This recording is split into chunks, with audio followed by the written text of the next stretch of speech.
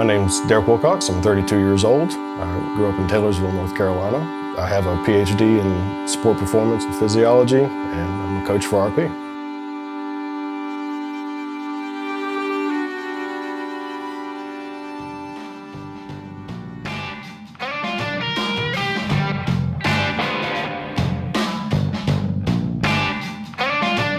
Taylorsville, North Carolina, a very small town with about 1,000 people in it. When my high school lit out, it literally doubled the size of the population in town. A lot of conservative thinking, and it was a great place to grow up, but usually people try to get out of there as soon as they graduate. I got into sport mostly from my dad's influence. He was a big sports fan. He coached football and basketball and all those things before I ever came around. He really showed a lot of respect for athletes as I was growing up, so I wanted to gravitate towards kind of earning that kind of respect from him and other people as well.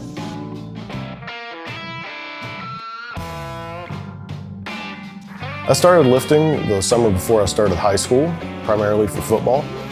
Over time, I started to realize my talent wasn't necessarily in football, and I really fell in love with the lifting as far as the competitive aspect. I eventually found powerlifting, and through my research, I found the all-time world records list, and I knew eventually that I really wanted to be on that list one way or another. I actually carried that list on my notebook and basically daydreamed looking at it, wondering where my name would be on that list one day.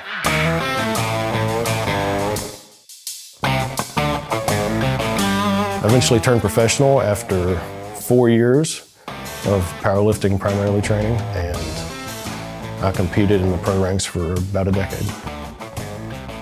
My biggest moments in powerlifting were, first, I was able to make it onto that list that I'd carried around since I was in high school, and I broke the all-time world record squat in the 181-pound class, lifting 935 pounds.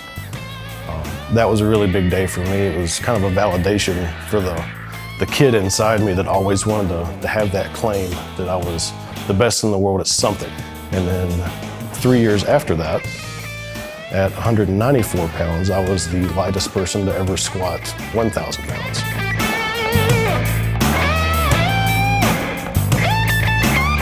Powerlifting has always been my primary sport, but things like the Highland Games and weightlifting or Olympic lifting, like most people call it, and Strongman, I've used in my off seasons from powerlifting just to increase variety, have more fun in the training and kind of break up the monotony of just squat, bench, and deadlift.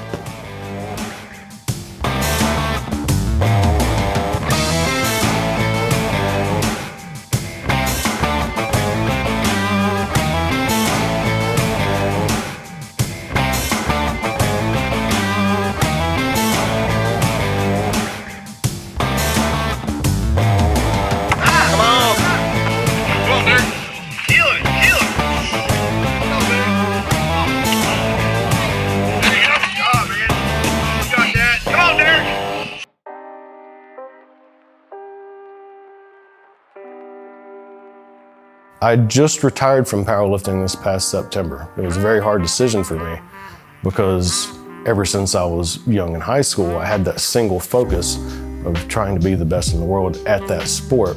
And I had put so much pressure on myself to be at that level. I really had to take a step back. I tried to convince myself that I could be kind of a real person who wasn't powerlifting. So I went and played golf and I did other sports and things like that. And I tried to clear my mind and basically teach myself how not to be a hardcore powerlifter anymore because it wasn't mentally healthy.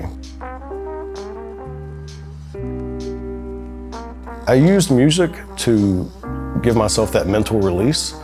Music gave me an emotional and just a satisfaction that I couldn't get with anything else, and it got my mind off of lifting. It was kind of cathartic in a way that I could just grab an instrument, clear my head, and create something.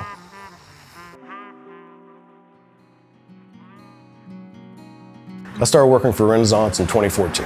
Really, the reason that I coach at its absolute core is I want to improve people's quality of life. The changes that I see even just through emails and social media posts and talking with them, is they gain confidence. And when you gain confidence, the rest of your world gets better because things that seemed insurmountable before, they're things that you can tackle. You go attack them now, and you can overcome, you know, the insecurities or the social issues that pop up and things like that. One of the most rewarding things working through RP and doing the coaching is being able to give back to the people in my personal life.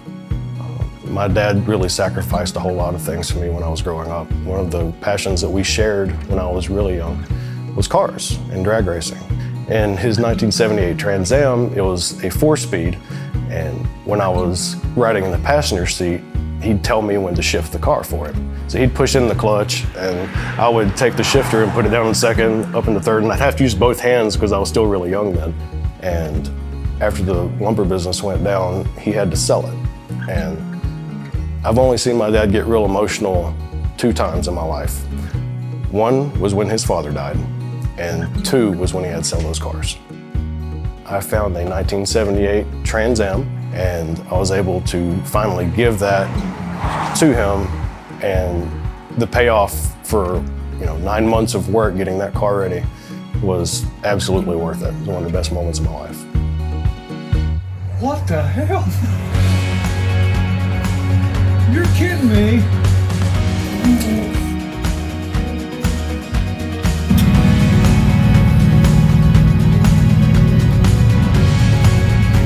Wow.